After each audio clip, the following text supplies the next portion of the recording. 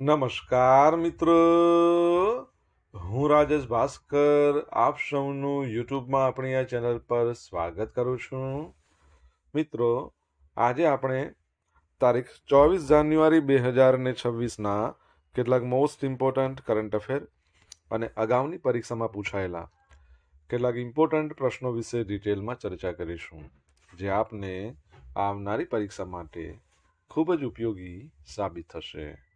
તો મિત્રો, આપ આ ચર્ચા સાથે જોડાઈ રહેજો અને વિડીયોને પહેલેથી લઈને છેલ્લે સુધી પૂરેપૂરો જોવાનો આગ્રહ રાખજો. તો ચલો મિત્રો, શરૂ કરીએ.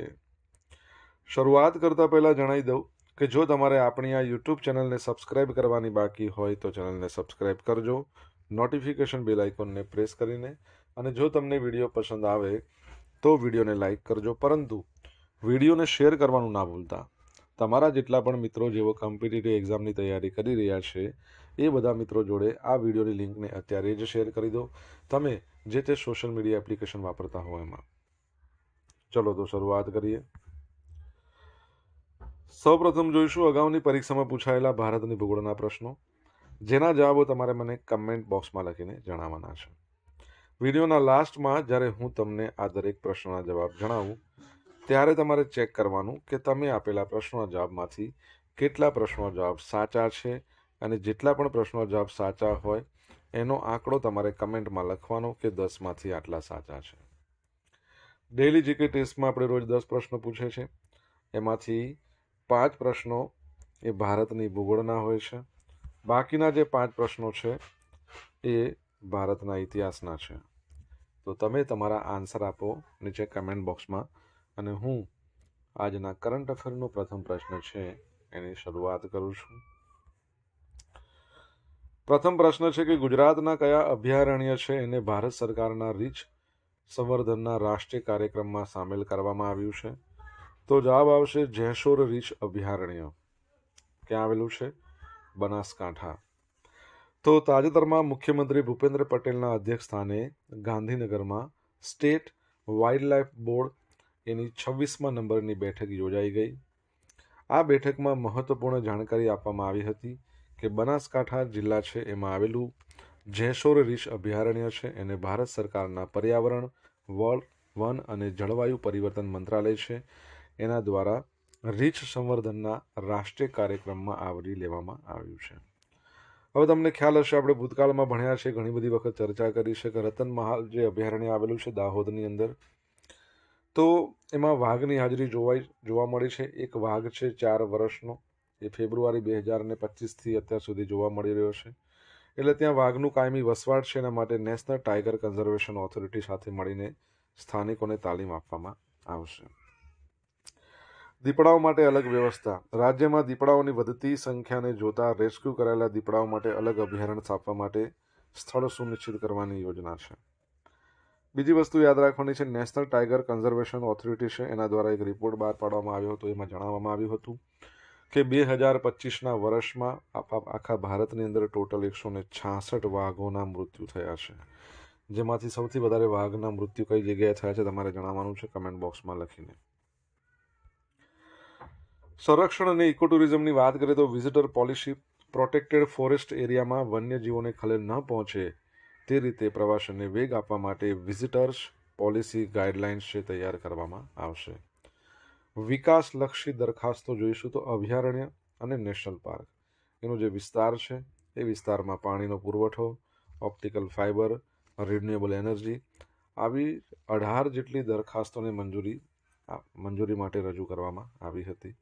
અને વનમંત્રી અર્જુન મોઢવાડિયા અને અન્ય અધિકારીઓની ઉપસ્થિતિમાં વન્યજીવ સંરક્ષણ માટે કોમ્યુનિટી પાર્ટિસિપેશન, લોક ભાગીદારી એના પર ભાર મૂકવામાં આવ્યો હતો. ત્યારબાદનો સેકન્ડ પ્રશ્ન, દર વર્ષે રાષ્ટ્રીય બાલિકા દિવસ ક્યારે મનાવવામાં આવે છે? ભારતની વાત ચાલે છે તો 24 જાન્યુઆરી એટલે આજનો દિવસ છે નેશનલ ગર્લ ચાઇલ્ડ ડે. જોઈ લઈએ આપણે. ભારતમાં દર વર્ષે 24 જાન્યુઆરીએ રાષ્ટ્રીય બાલિકા દિવસ ઉજવવામાં આવે છે. તેની શરૂઆત 2008માં મહિલા અને બાળ વિકાસ મંત્રાલય દ્વારા કરવામાં આવી હતી. તમને ખબર જ છે, હાલમાં આપણે મહિલા અને બાળ વિકાસ મંત્રાલયના મંત્રી છે શ્રીમતી અન્નપૂર્ણા દેવી, અને ગુજરાતની વાત કરીએ તો મનીષાબેન વકીલ છે. તે બાળ જાતિ ગુણોત્તર, કન્યા બાળ શિક્ષણ, છોકરીઓના સશક્તિકરણ વગેરે વિશે જાગૃતિ ફેલાવવા માટે ઉજવવામાં આવે છે. અને એનો મુખ્ય ઉદ્દેશ બાળકીના અધિકારો, તેમના શિક્ષણ, આરોગ્ય, પોષણ એના વિશે જાગૃતિ લાવવાનો છે. શું તમને ખબર છે આંતરરાષ્ટ્રીય બાલિકા દિવસ ક્યારે ઉજવીએ છીએ આપણે? જો ખ્યાલ હોય તો કમેન્ટ બોક્સમાં લખીને જણાવો. એક સ્ટેશન એક ઉત્પાદન યોજના. તો ભારતીય રેલવેની ઓશોપ યોજના છે વન સ્ટેશન વન પ્રોડક્ટ. તો આ યોજના સ્થાનિક કામદારોને આર્થિક ટેકો આપવામાં ખૂબ સફળ રહી છે. 19 જાન્યુઆરી સુધીના જે આંકડા જોઈશું તો દેશના 2002 રેલવે સ્ટેશન પર કુલ 2326 આઉટલેટ્સ કાર્યરત કરવામાં આવ્યા છે. હવે આ યોજના 2022માં શરૂ થઈ હતી. અત્યાર સુધીમાં 1.32 લાખથી વધુ સ્થાનિક જે કારીગરો હોય, વણકરો હોય, એમને સીધી આર્થિક તકો મળી છે. આ યોજનાનો મુખ્ય હેતુ એ છે વોકલ ફોર લોકલ, અને આ અભિયાન છે એના હેઠળ પ્રાદેશિક આપણી જે લોકલ હસ્તકલા છે, વાંસકામ છે, પરંપરાગત ખાદ્ય પદાર્થો છે, એને મુસાફરો સુધી પહોંચાડીને સ્થાનિક રોજગારી વધારવાનું છે. તમને ખબર છે આ જે આપણે ઓશોપ યોજના છે, તો આવી જ એક યોજના છે વન વિલેજ વન પ્રોડક્ટ અથવા તો one district one product. Actually આ ક્યાંથી લાવ્યા છે, ભારતમાં ક્યાંથી લાવવામાં આવ્યા છે, કયા દેશમાંથી? ખ્યાલ હોય તો કમેન્ટ બોક્સમાં લખો. મિત્રો, વિડીયો પસંદ આવ્યો હોય, ભણવાની મજા આવી હોય તો વિડીયોને લાઇક કરો, તમારા મિત્રો જોડે વિડીયોની લિંકને શેર કરો. આપણી બંને યુટ્યુબ ચેનલ રાજેશ ભાસ્કર 2 એને જો સબસ્ક્રાઇબ કરવાનું બાકી હોય તો સબસ્ક્રાઇબ કરી દો, નોટિફિકેશન બેલ આઇકોનને પ્રેસ કરીને. જો તમારે ડેઇલી કરંટ અફેરની પીડીએફ જોઈતી હોય તો આપણી ટેલિગ્રામ ચેનલ છે એને જોઈન કરી લો. ડેઇલી કરંટ અફેરની તમને પીડીએફ મળશે અને પોલ્સ પણ રમવા મળશે.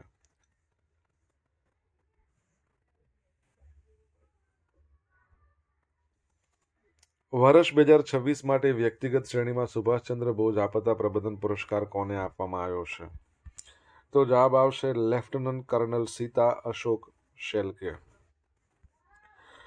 તો સુભાષચંદ્ર બોઝ આપદા પ્રબંધન પુરસ્કાર એ નેતાજી સુભાષચંદ્ર બોઝ એમની 125મી નંબરની જન્મ જયંતિ પર ભારતમાં આપત્તિ વ્યવસ્થાપન ક્ષેત્રમાં વ્યક્તિઓ અને સંગઠનો દ્વારા આપવામાં આવેલ અમૂલ્ય યોગદાન અને નિસ્વાર્થ સેવાને ઓળખવા અને સન્માનિત કરવા માટે શરૂ કરવામાં આવ્યો હતો.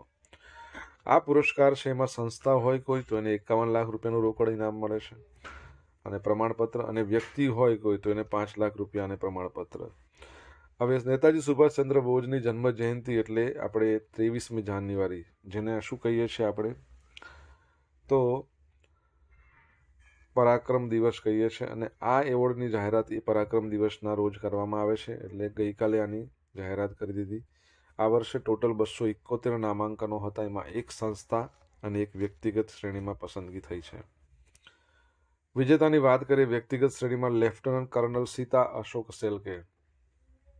યોગદાન શું છે? 2024માં કેરળનું વાયનાડ છે ત્યાં આવેલું પૂર અને ભૂસ્ખલન દરમિયાન મોટા પાયે માનવીય સહાય અને બચાવ કામગીરીનું નેતૃત્વ કર્યું હતું. મુખ્ય કાર્ય: પ્રતિકૂળ હવામાન સેંકડો લોકોના જીવ બચાવ્યા હતા. હવામાન કેવું હતું? પ્રતિકૂળ હતું, વિરુદ્ધ. અને માત્ર 4 કલાકમાં રાત્રિના સમયે કામચલાઉ ફૂટબ્રિજ તેમજ ચોરલમાલા એના ખાતે 190 ફૂટનો બેલી બ્રિજ તૈયાર કરવામાં મહત્વની ભૂમિકા ભજવી હતી. 2300થી વધુ કર્મચારીઓને તાલીમ આપી છે. સંસ્થાકીય શ્રેણીમાં પણ આપવામાં આવ્યો છે આ વખતે.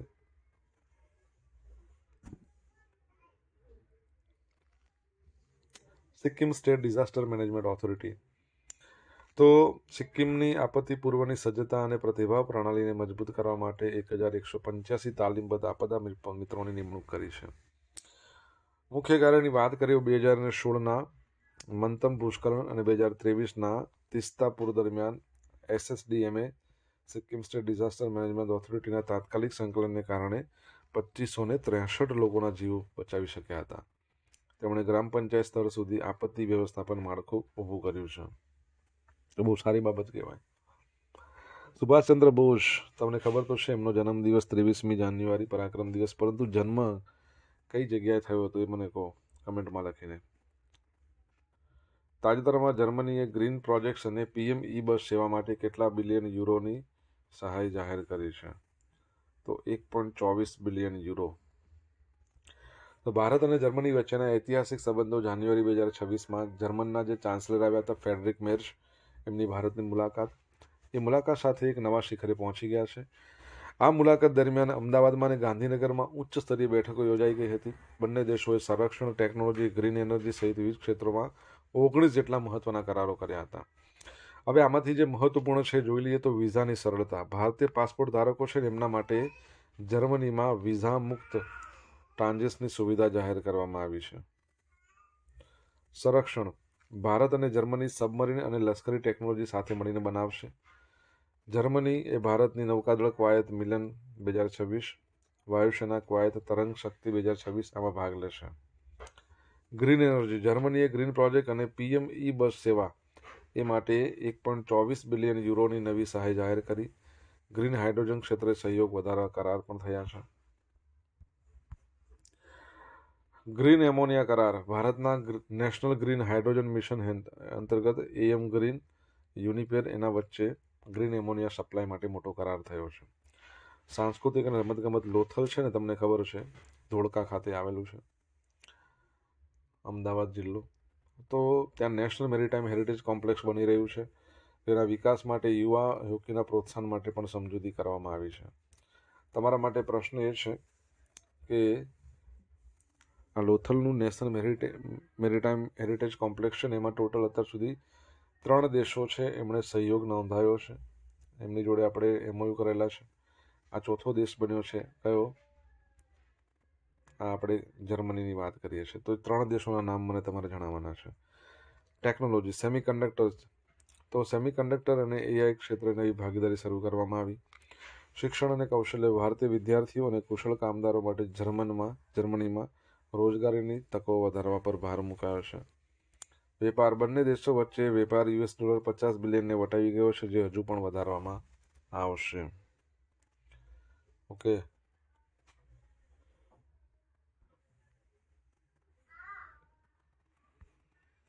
રવિશંકર છબી, એમની સીઆરપીએફમાં ડીઆઈજી તરીકે નિમણૂક. આઈ થિંક છબી કાં તો છાબી હશે. ઓકે. તો કેન્દ્ર સરકાર દ્વારા ઉત્તર પ્રદેશ કેડરના 2007ની બેચના આઈપીએસ અધિકારી છે રવિશંકર છબી. એમને સીઆરપીએફ સેન્ટ્રલ રિઝર્વ પોલીસ ફોર્સમાં ડેપ્યુટી ઇન્સ્પેક્ટર જનરલ ડીઆઈજી તરીકે નિમણૂક થઈ છે. તો મંજૂરી. ગૃહ મંત્રાલયના દ્વારા 19 જાન્યુઆરી 2026ના રોજ આ નિમણૂકને મંજૂરી આપી દેવામાં આવી છે. અગાઉ તેઓ લખનૌમાં ડીજીપી હેડક્વાર્ટર ખાતે ડીઆઈજી જાહેર ફરિયાદો તરીકે તેઓ કાર્યરત હતા. અનુભવ. રવિશંકર છબીને અગાઉ મહિલા 1090નું નેતૃત્વ કરેલું છે. 2024ની સામાન્ય ચૂંટણીઓમાં પોલીસ ઓબ્ઝર્વર તરીકે પણ ફરજ બજાવી હતી. સીઆરપીએફની વાત કરીએ તો એનું ફોર્મેશન 1939માં થયું હતું. એવું કહી શકાય ક્રાઉન રિપ્રેઝેન્ટેટિવ પોલીસ. પછી એનો જે એક્ટ હતો ને, એક્ટ 1949માં આવ્યો. ત્યારે એનું નામ સેન્ટ્રલ રિઝર્વ પોલીસ ફોર્સ કરી દેવામાં આવ્યું. અને એનો મુદ્રાલેખ બહુ સરસ છે, સેવા ઓર નિષ્ઠા. તમારે જણાવવાનું છે એના ડિરેક્ટર જનરલ કોણ છે, કમેન્ટમાં લખજો.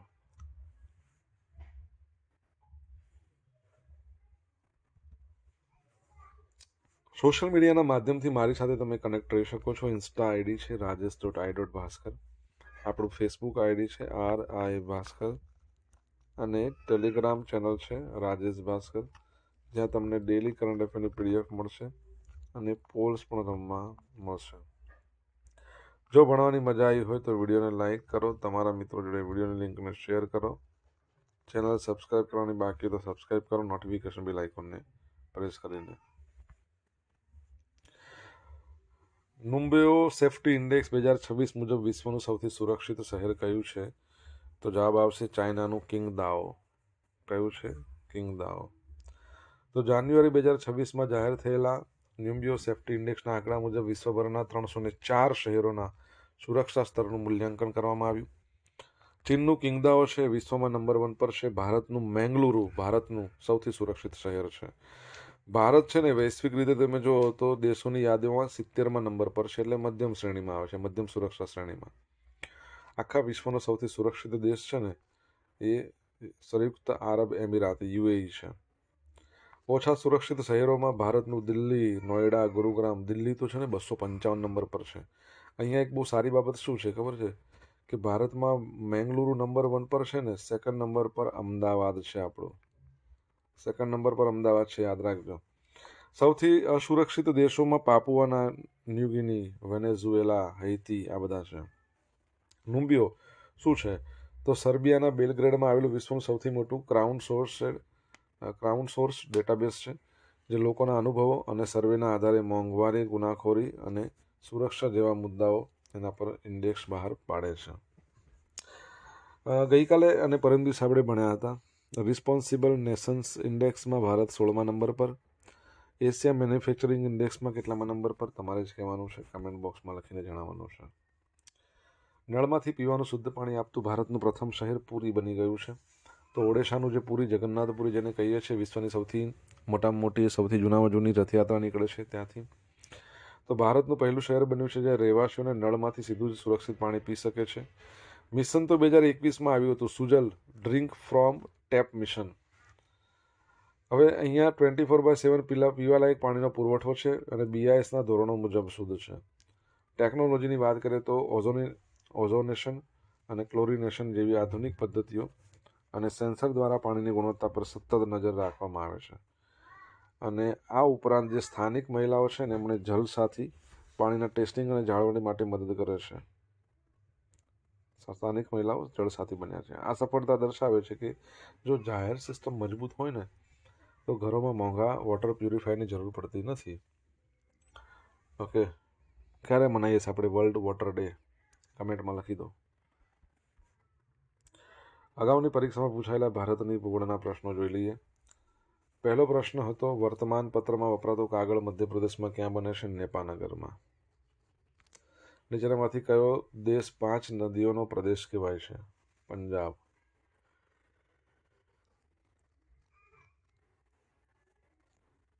ભારતમાં પ્રમાણ સમય રેખા કે જે અલ્હાબાદ નજીકથી પસાર થાય છે, તેને સમગ્ર ભારતનો પ્રમાણ સમય માનવામાં આવે છે. એટલે ક્યાંથી પસાર થાય છે?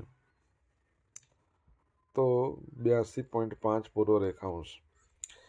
રાજ્ય ગોવામાં કઈ ભાષા બોલાય છે? ગોવા રાજ્યમાં કોંકણી ભાષા. સીમાંત ખેડૂત ખેડાણ હેઠળ કેટલી જમીન ધરાવે છે? સીમાંત ખેડૂત છે ને, એ ખેડાણ હેઠળ કેટલી જમીન?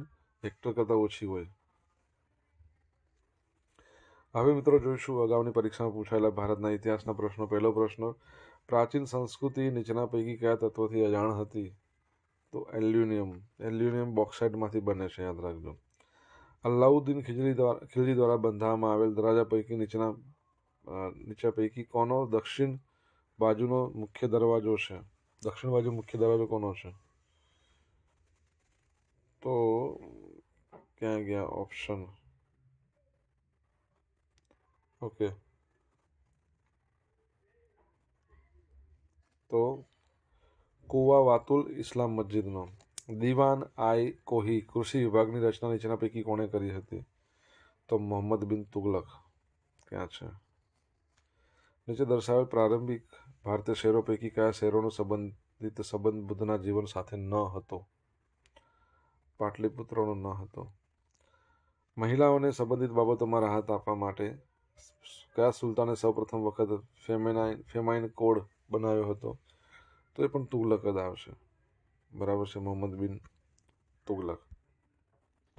હવે મિત્રો જોઈશું ગઈકાલે પૂછેલા પ્રશ્નો. જવાબ. પહેલો પ્રશ્ન, ગુજરાત ટેક્સટાઇલ પોલિસી 2024 હેઠળ કયા મહિલા સ્વસહાય જૂથોને લાભ મળે છે? તો NRLM અને NULM હેઠળ નોંધાયેલા. SBIના અહેવાલ મુજબ ભારત કયા વર્ષ સુધીમાં અપર મિડલ ઇન્કમ દેશ બનવાની દિશામાં છે? તો 2030માં. હવે મિત્રો જોઈશું આજે પૂછેલા પ્રશ્નો. જવાબ. પહેલો પ્રશ્ન શું હતો? પહેલો પ્રશ્ન એવો હતો, નેશનલ ટાઈગર કન્ઝર્વેશન ઓથોરિટી દ્વારા જણાવવામાં આવ્યું હતું કે ટોટલ વાઘોના મૃત્યુ થયા છે 166 2025માં. એમાં સૌથી વધારે 55 વાઘોના મૃત્યુ થયા છે ક્યાં? મધ્યપ્રદેશ. આંતરરાષ્ટ્રીય બાલિકા દિવસ ક્યારે મનાવવામાં આવે છે? 11 ઓક્ટોબર.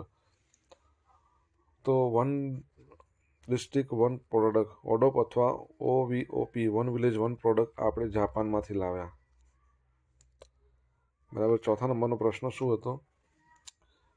ઓડિશાનું કટક છે ને, ત્યાં જન્મ થયો હતો સુભાષચંદ્ર બોઝનો. પાંચમા નંબરનો પ્રશ્ન, લોથલ મેરીટાઈમ હેરિટેજ કોમ્પ્લેક્સની અંદર એક તો વિયેતનામ, પછી પોર્ટુગલ અને નેધરલેન્ડ, છેલ્લે આપણે ભણ્યા હતા નેધરલેન્ડ સહયોગ કર્યો છે. 6 નંબરનો પ્રશ્ન, CRPF છે એના ડિરેક્ટર જનરલનું નામ શું છે? તો જ્ઞાનેન્દ્ર પ્રતાપ સિંહ. 7મા નંબરનો પ્રશ્ન, રિસ્પોન્સિબલ નેશન ઇન્ડેક્સ એ તો આપણે જોયું હતું ને, હા, એશિયા મેન્યુફેક્ચરિંગ ઇન્ડેક્સમાં ભારત 6 નંબર પર. અને 8મો પ્રશ્ન, વર્લ્ડ વોટર ડે 22મી માર્ચ. ઓકે, હવે મિત્રો જોઈશું ગઈકાલના કરંટ અફેરમાંથી પૂછેલા કેટલાક ઇમ્પોર્ટન્ટ પ્રશ્નો, જેના જવાબો તમારે કમેન્ટમાં લખવાના. પહેલો પ્રશ્ન, સુનિતા વિલિયમ્સે કુલ કેટલી વાર સ્પેસવોક કરવાનો મહિલા વિશ્વ રેકોર્ડ બનાવ્યો છે? સેકન્ડ પ્રશ્ન, અટલ પેન્શન યોજના છે એને તાજેતરમાં કયા નાણાકીય વર્ષ સુધી લંબાવવામાં આવી છે? જવાબ આવડે તો કમેન્ટ બોક્સમાં લખજો. આ હતા આજના દિવસના કેટલાક મોસ્ટ ઇમ્પોર્ટન્ટ કરંટ અફેર અને અગાઉની પરીક્ષામાં પૂછેલા કેટલાક ઇમ્પોર્ટન્ટ પ્રશ્નોના જવાબોની સાથે. આશા રાખું બધાને ભણવાની મજા આવી હશે. મજા આવી હોય તો વિડીયોને લાઇક કરો, તમારા મિત્રો જોડે વિડીયો લિંકને શેર કરો. આપણી બંને યુટ્યુબ ચેનલ છે, રાજેશ ભાસ્કર 2, અને સબસ્ક્રાઇબ કરો નોટિફિકેશન બેલ આઇકોનને પ્રેસ કરીને. તો મિત્રો thank you so much for watching this video. Have a nice day. જય હિન્દ, જય ભારત, જય જય ગરવી ગુજરાત.